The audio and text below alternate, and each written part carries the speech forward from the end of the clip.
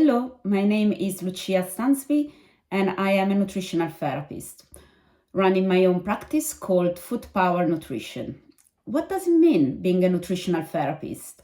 Nutritional therapists are healthcare professionals with a degree in human nutrition. What we do, we work with a functional medicine frame, meaning all body systems are connected. And what is happening in one side of our body, it doesn't mean that it's just related to that body system. What we do, we're trying to find the root cause of a problem and understanding how we can balance it with nutrition, with specific nutrients, lifestyle suggestion, and eventually supplements. Nutrition and nutritional therapy is really relevant to support you if you are going through health challenges or to prevent those health challenges to happen. In my practice, Food Power Nutrition, I do work a lot with women's health, but also I'm specialized in diabetes and weight management. And this is a topic I want to talk a lot about, Ozempic, because as we all know, is a new trend. It's something that it's really exploded in the last years and now has reached mainstream. But let's dive deep and let's understand what Ozempic is, what are the pros, what are the cons, and what we can do. So Ozempic is a drug, part of a family of semaglutide or GLP-1 agonist, which have been traditionally used in type 2 diabetic patients to help them modulate their weight and to improve their insulin sensitivity. This drug was also used in the past to help obese patients losing their weight. Nowadays, more and more clinics are just using it for the aim of managing weight, and that's how it has reached mainstream. This drug should only be prescribed by medical doctors. So practitioners like myself can't prescribe it. And this is a very important point because what I'm seeing in my clinic, it's both patients who have been prescribed this drug by a doctor. And so my role is just to be in communication with a prescribing practitioner to draft a diet that can support the person on Ozempic in their journey.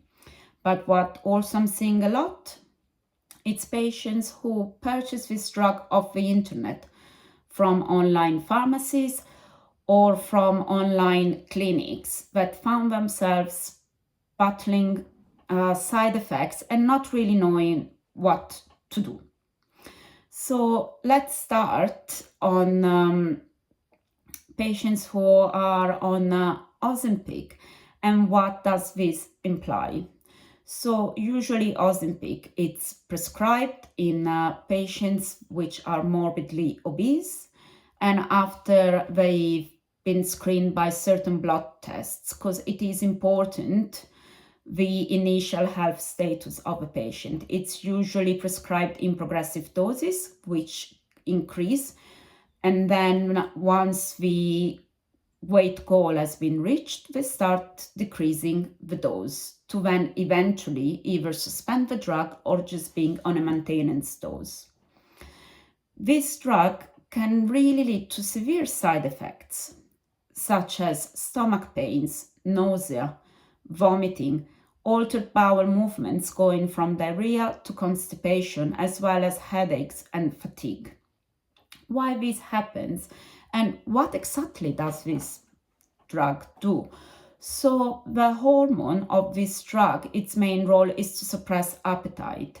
It is naturally produced by our body as a way to signal the brain to suppress appetite once we've ingested enough food.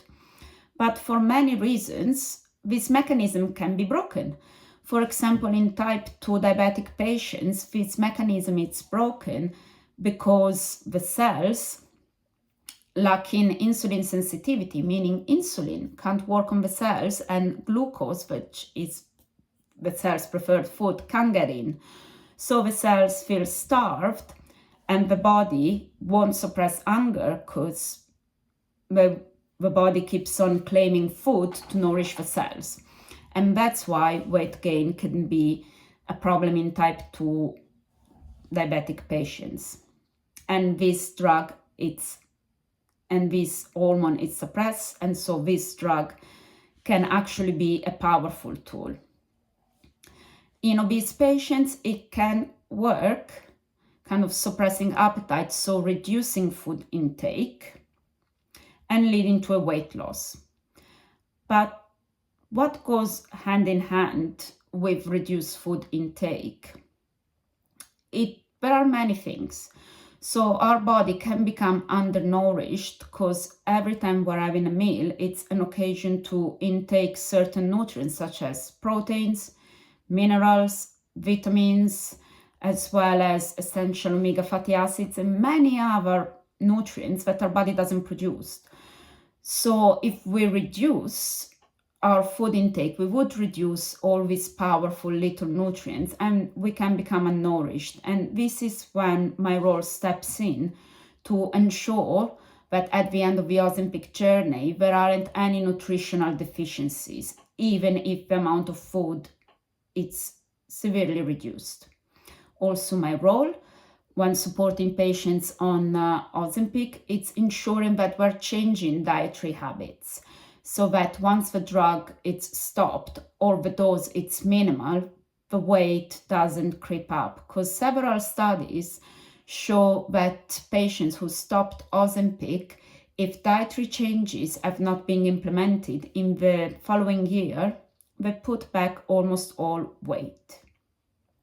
And this is something to be taken in consideration, especially if you are not followed by a medical professional in this journey, because this is the other scenario that I'm seeing a lot in my clinic. It's people who just want to shed few pounds and think they found the magic wand that would just get rid of cravings and bad habits.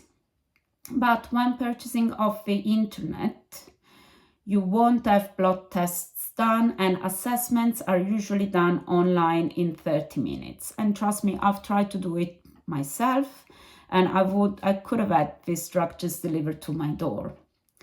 That means that, even people who won't need it could get it and won't have the tools to understand the exact dosage for themselves, and could end up at the end of the journey with severe undernourishment, with suboptimal or deficient amount of vitamins and minerals. As well, they won't be monitored for other potential side effects who are far more severe, such as pancreatic insufficiency, problems with their gallbladder or with their thyroid. So it is important to remember that it's by all means a medical drug, and so should be administered by a trained medical doctor, and your journey should be followed by a whole team. But what can we do instead of taking Ozempic? So my role in here is not to judge if you've been prescribed by a doctor. I'm just here to support. But if you're in the position that you don't understand why you can't manage your weight, this is where I can step in and really help you, because weight management, it's actually a very complex discipline, because we might not be able to manage our weight because of an hormonal imbalance such as PCOS or hypothyroidism, meaning your thyroid is not working as well as it should, and that could lead to weight gain, which is very difficult to manage. Also, another reason, it could be an unbalanced gut microbiome, because we do absorb all our foods in the gut, and that's also something I can help with.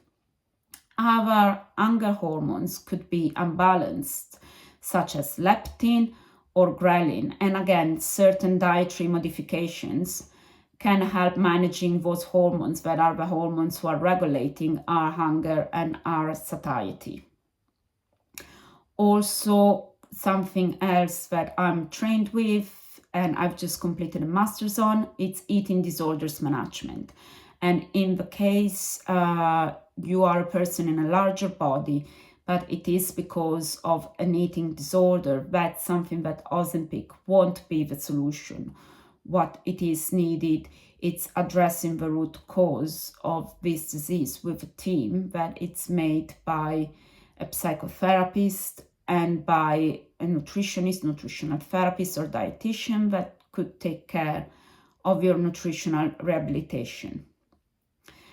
Talking about Ozempic, I've highlighted some of the side effects that could be whilst taking the drug: vomiting, nausea, altered bowel movements, and fatigue, as well as severe stomach pain if more food than needed is eaten or certain foods are eaten. We're talking about the possible side effects when the journey has finished, such as suboptimal or deficient levels of vitamin and minerals, as well as alteration in our hormones. We're also talking about the weight loss itself. It's important to remember that when we're restricting food so severely, yes, we will be using some of the body fat reserves to use fat as fuel, but also the body would start breaking down muscles to access the glycogen, which are basically prepackaged glucose reserves in our muscles, as glucose is the favorite food of all our cells, including brain cells. So there would be a severe muscle loss. And also, because we are reducing nutrient intake, there could be an impact on bone health, as we need minerals such as calcium, magnesium, and potassium to keep our skeletal system in place. Another consequence for menstruating women, it could be on hormonal level, as severe food reduction can also lead to alteration on your menstrual cycle. And that's also something to be taken in consideration when approaching Ozempic, to understand actually what could be the real impact of this drug. I also saw a lot online and in my clinic of patients quizzing me about berberine as an alternative, natural alternative to Ozempic, as it is being marketed. And while berberine, which is a herb, can be really powerful when working with diabetic patients, as it could stimulate insulin sensitivity, it won't have the same effect of Ozempic, which is hunger suppression.